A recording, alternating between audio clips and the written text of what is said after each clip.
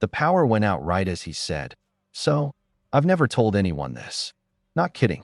The lights flickered once like the universe hesitating, then everything dropped into darkness. The fridge cut off mid-hum. The rain outside suddenly sounded louder. Closer. Miles' half-finished sentence just hung there between us, unfinished and weirdly heavy. Wow, I said, mostly because silence felt dangerous. Dramatic timing. Miles let out a breathy laugh, but it wasn't his usual easy one. It was tight. Nervous. Yeah, guess the grid couldn't handle my emotional truth.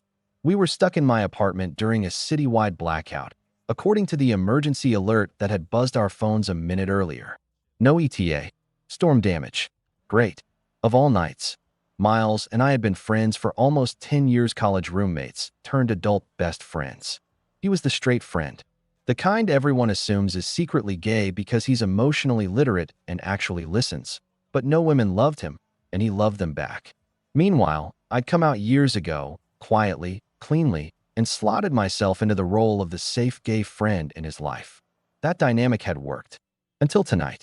We'd been drinking cheap whiskey on my couch, rain trapping us inside, conversation drifting from stupid work stories into deeper territory. I'd noticed the shift earlier, his shoulders tense, his eyes lingering too long on nothing. And then he dropped that line. I can grab candles, I said, standing up. In the kitchen, he asked. Unless you think I keep romantic emergency candles in my bedroom. Wouldn't judge, he muttered. I lit 3 and set them on the coffee table.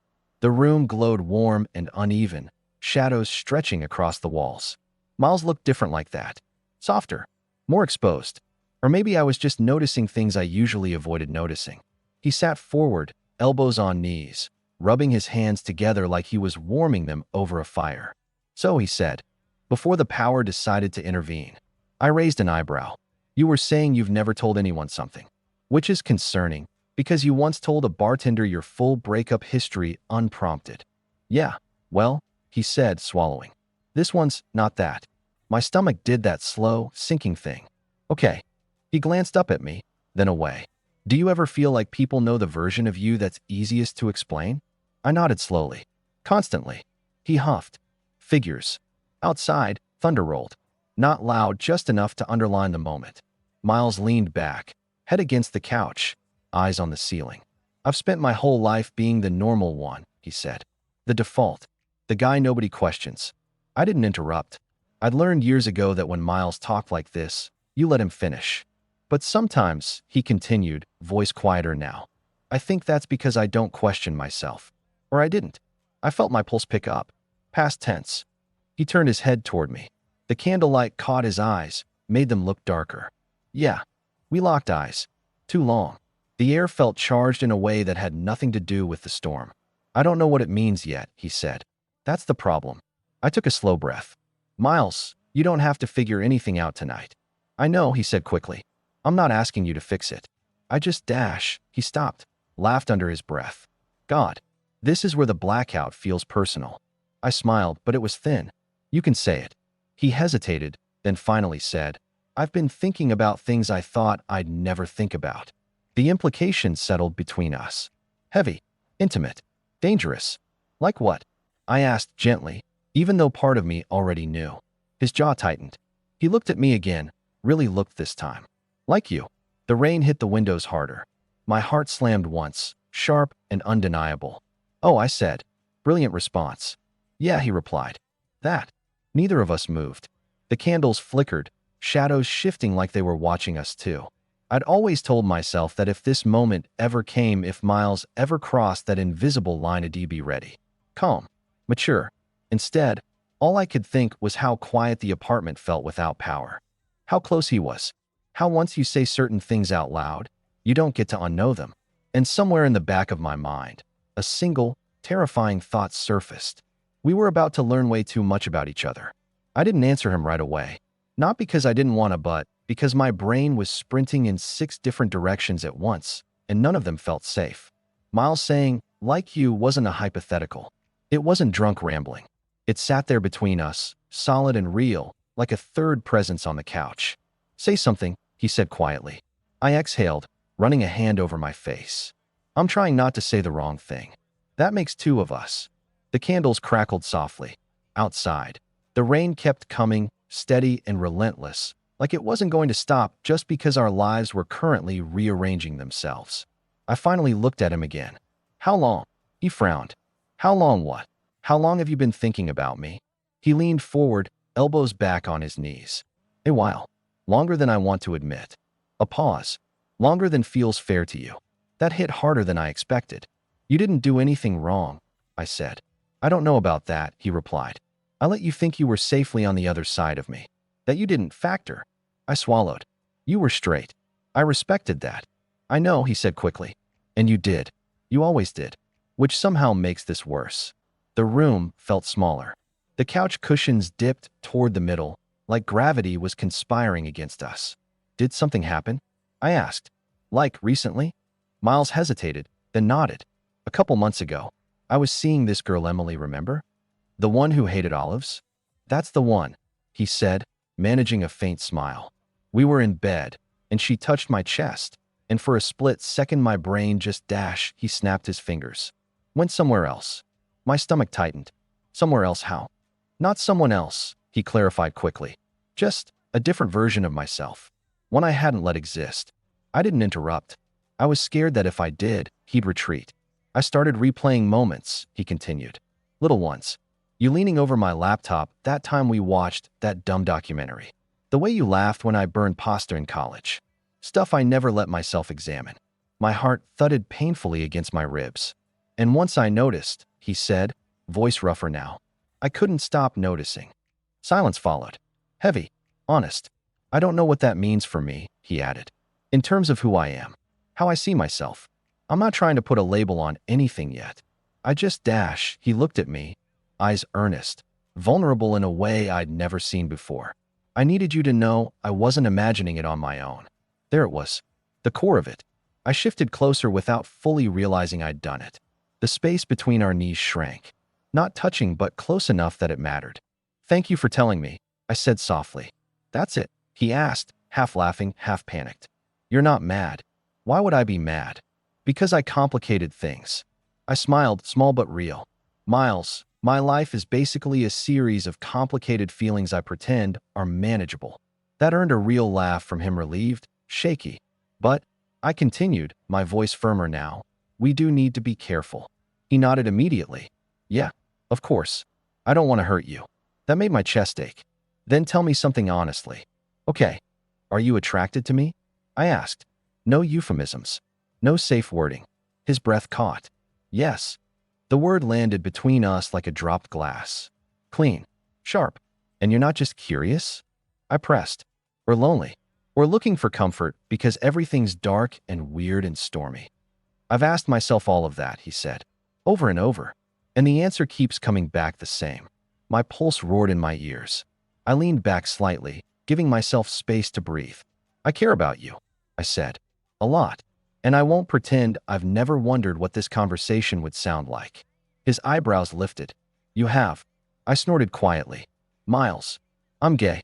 You're hot. We spent years living together. I'm not a monk. That broke the tension enough for both of us to laugh. The sound shaky, but grounding. But I also protected myself, I added. Because you were off limits.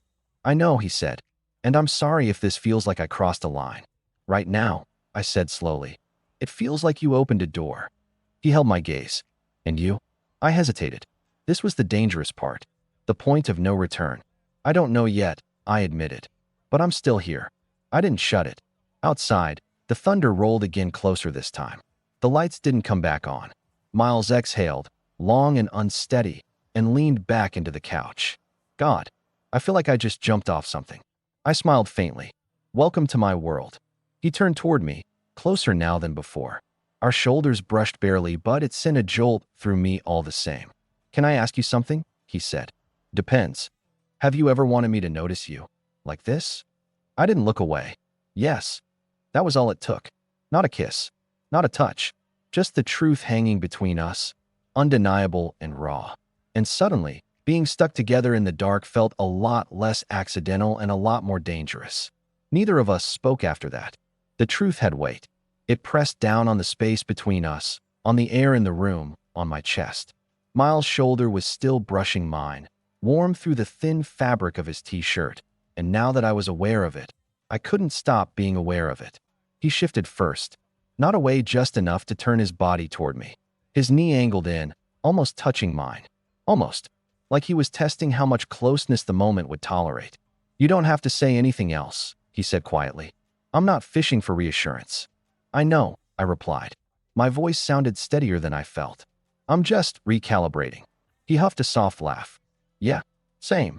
Another flash of thunder lit up the window, briefly illuminating his face.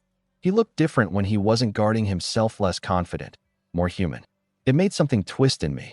"You ever notice," I said, "how blackouts make everything feel more honest?" "Because you can't distract yourself?" he asked. "Because you can't hide?" I corrected. He nodded slowly. "That tracks." We sat like that for a minute, the storm filling in the gaps where small talk usually lived. I realized how strange it was that we'd avoided this level of honesty for years, like we'd both silently agreed not to look too closely at certain edges of our friendship. Miles rubbed his palms on his jeans again, a nervous habit I remembered from college. "There's something else," he said. I raised an eyebrow. "You're really choosing tonight to unload, huh?" "Apparently," he said, then sobered. "This one's about you." "Go on," I said carefully. "When you came out," he said, "I told myself nothing would change. And on the surface, it didn't. We were still us." "But," I said. "But," he echoed. "I became hyper-aware of myself around you. Not in a bad way. Just conscious of how close we stood, how long I held eye contact. I thought that was me being a good ally. I felt a strange ache in my chest. And now I'm wondering if part of me was already reacting to something I didn't have language for." I leaned back, absorbing that. "You know that doesn't mean you missed something, right? Or that you owe anyone clarity." "I know," he said. "I just don't want you thinking this came out of nowhere." I met his gaze. It didn't feel like it did. His eyes searched my face. Really," I said. "There were moments. Little ones. I noticed them. I just filed them away." "Why?" he asked. I smiled sadly. "Because wanting something that can't happen is exhausting." His jaw tightened. "I hate that I put you in that position." "You didn't," I said gently. "We were both playing the roles we thought we were supposed to." Another pause. This one felt different, less tense, more charged. Miles shifted again, this time fully facing me. Our knees touched. Neither of us pulled away. "Caleb," he said, my name sounding heavier on his tongue than usual. "I don't want to mess this up." "Then don't rush," I said. He nodded. "Okay, no rushing." His hand moved slowly, deliberately until it rested on the couch cushion between us. Close, but not touching me. An offer, not a demand. I looked at it for a second, then placed my hand next to his. Our fingers brushed. Electric. Immediate. Not overwhelming, just enough to confirm that this wasn't theoretical anymore. He inhaled sharply, but didn't move. Neither did I. "This feels important," he murmured. "It is," I said. Outside, the rain began to ease, the storm losing its edge. Inside, everything felt heightened, like the calm after a wave pulls back before the next one hits. "Can we just stay like this for a bit?" he asked. "No decisions. No labels."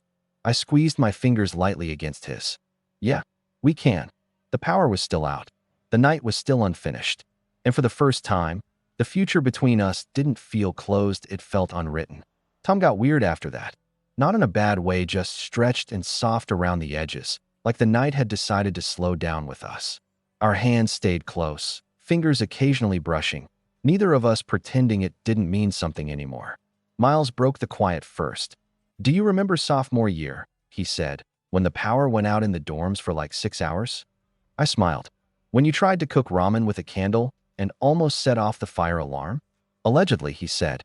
"But that's not what I meant." I tilted my head. "Okay. You slept on my floor that night," he continued. "Because your room was freezing." I frowned slightly. "Yeah, I remember." "I didn't sleep," he said. That made me laugh at first, then I saw his expression. Serious. Reflective. "Oh," I said. "I lay there listening to you breathe," he admitted. "Thinking how easy it felt having you there." I told myself it was just comfort. Just familiarity. "And now?" I asked. "Now I'm wondering how many times I explained something away because it didn't fit the story I had about myself." That landed quietly, but deeply.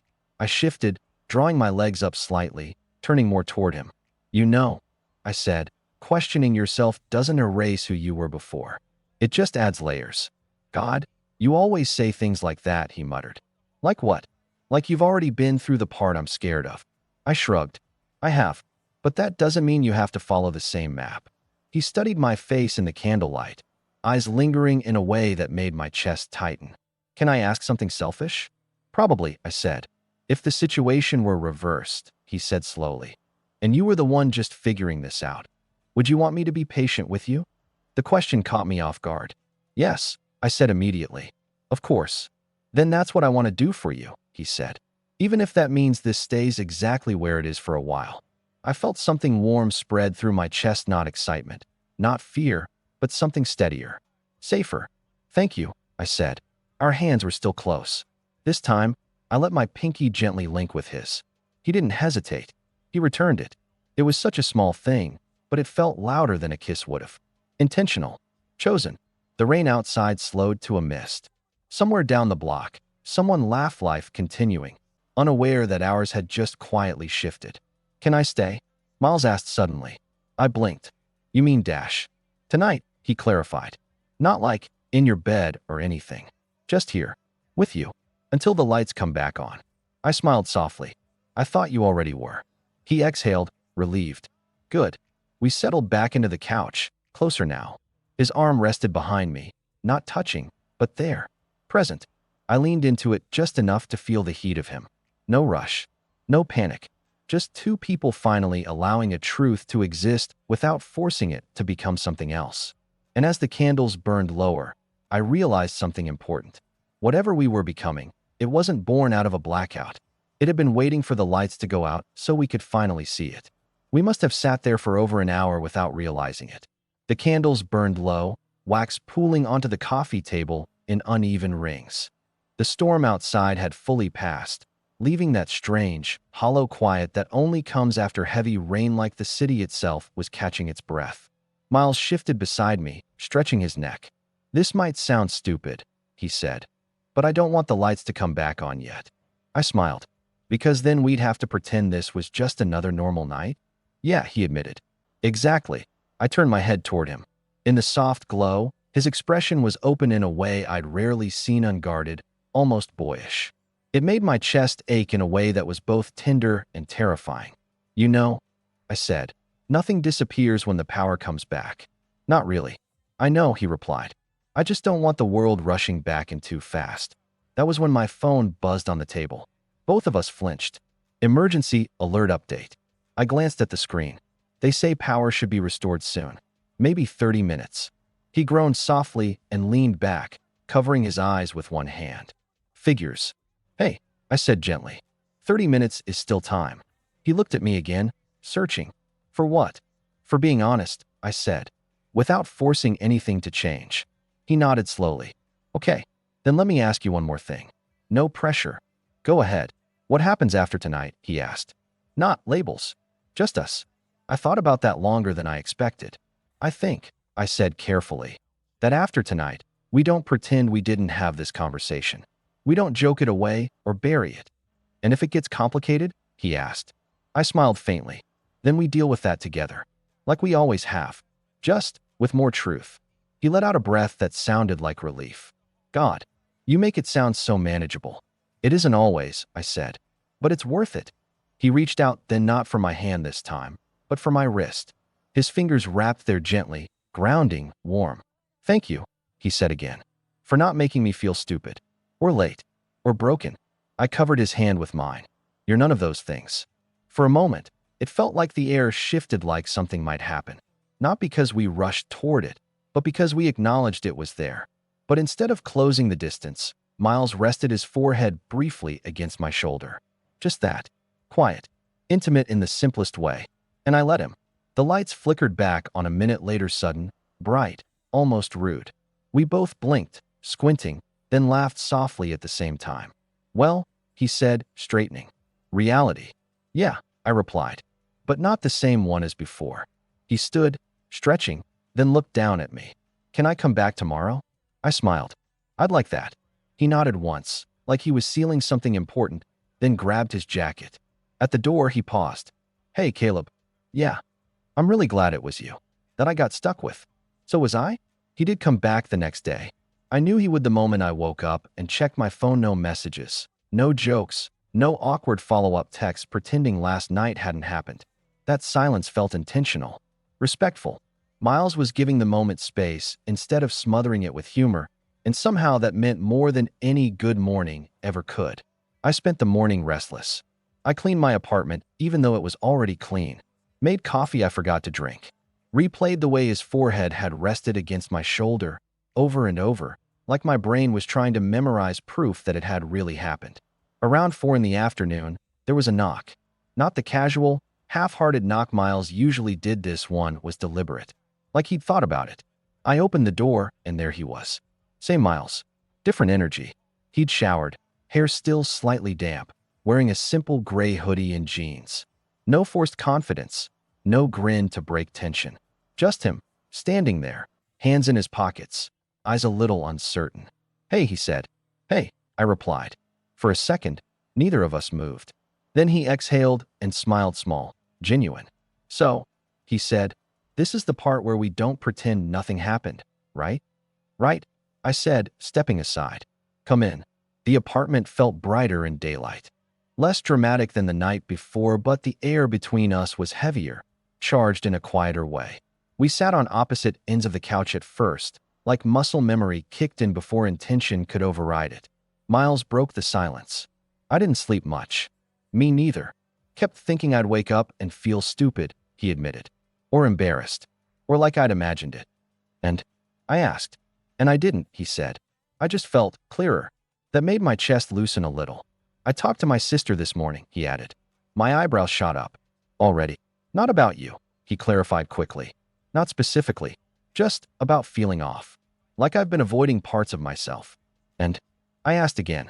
"She said avoiding yourself doesn't make you stable, it just makes you smaller." He shook his head. "I think she stole that from a podcast." I smiled. "Still counts." He leaned forward, elbows on knees, mirroring the night before. "I don't know where this goes," he said, "but I don't want to pull back just because I'm scared." I met his eyes. "Then don't." That was all the permission he needed. He shifted closer, not all at once, not dramatically, just enough that our knees brushed again. This time, neither of us pretended it was accidental. "Can I do something?" he asked. I held his gaze. "Yeah." He reached out slowly and took my hand fully this time, fingers interlacing, warm and certain. No hesitation. The contact sent a quiet shock through me, not overwhelming, just real. "I've never held a guy's hand like this," he admitted softly. I squeezed his fingers. "How does it feel?" He thought for a second. "Right," he said, "which is confusing." I laughed under my breath. "Welcome to the club." He smiled, then grew serious again. "If I cross a line, tell me." "I mean it." "I will," I said. "And if you need to slow down, really slow down, I won't disappear." That seemed to hit him harder than anything else. His grip tightened slightly. "I don't want to lose you," he said quietly. "You won't," I replied. Not for being honest. We sat there like that for a long moment, hands joined, legs touching, nothing rushed. The intimacy felt earned, like something fragile we were both choosing to protect instead of consume. Eventually, Miles leaned back, still holding my hand. "Okay," he said. "One step at a time." "One step," I agreed. And for the first time, that didn't feel like settling. We didn't rush into anything after that. If you'd asked me what changed, I wouldn't have said everything. It was quieter than that. Subtler. The way Miles started showing up a little earlier than planned. The way he stayed a little longer. The way our conversations stopped skimming the surface and started settling somewhere deeper. A week passed. Then two. We never labeled what we were doing, but we also didn't avoid it. He asked questions, real ones. About my first crush. About what it felt like to come out and not know who would stay. I asked him what scared him the most right now, and he didn't joke it away. "Waking up one day and realizing I chickened out," he said. I believed him. The night it finally tipped, when things became undeniable, was ordinary in the most dangerous way. We were back on my couch again, movie playing in the background neither of us was watching. His arm had settled behind me naturally now, like it had always belonged there. I was half leaning into him, head tilted just enough to rest against his shoulder. "I've been thinking," he said. I hummed. "That sounds ominous." He smiled, then sobered. "I don't want to keep circling this." I turned to face him. Circling what? Us, he said simply. My heart picked up. Okay, I'm not confused about you anymore, he continued. I might still be figuring myself out, but what I feel when I'm with you, that part's clear. I searched his face, looking for doubt. Found none. And I asked softly, and I don't want to keep pretending this is just emotional, he said. Unless that's what you need. I took a slow breath. What I need is honesty. And intention. He nodded. Then I want to try? Not experiment. Not test. Try. The silence after that felt sacred. I reached up, fingers brushing his jaw. Then look at me. He did. And this time, when we leaned in, there was no hesitation. No storm. No blackout to hide behind. Just a kiss, slow, careful, real. It wasn't explosive. It was grounding. Like something clicking into place instead of blowing apart. When we pulled back, his forehead rested against mine, breath unsteady. So, he murmured, that answers that. I smiled. Yeah, it does. Months later, we still talk about that blackout. About how getting stuck forced us to stop performing and start listening. About how learning too much about each other turned out to be exactly the right amount. Miles still doesn't label himself neatly. I don't ask him to. What we have isn't built on certainty, it's built on choosing each other honestly, again and again. And sometimes, when the lights flicker during a storm, he'll squeeze my hand and say, "Remember when the power went out and ruined my life?" I always answer the same way. Yeah, best outage ever.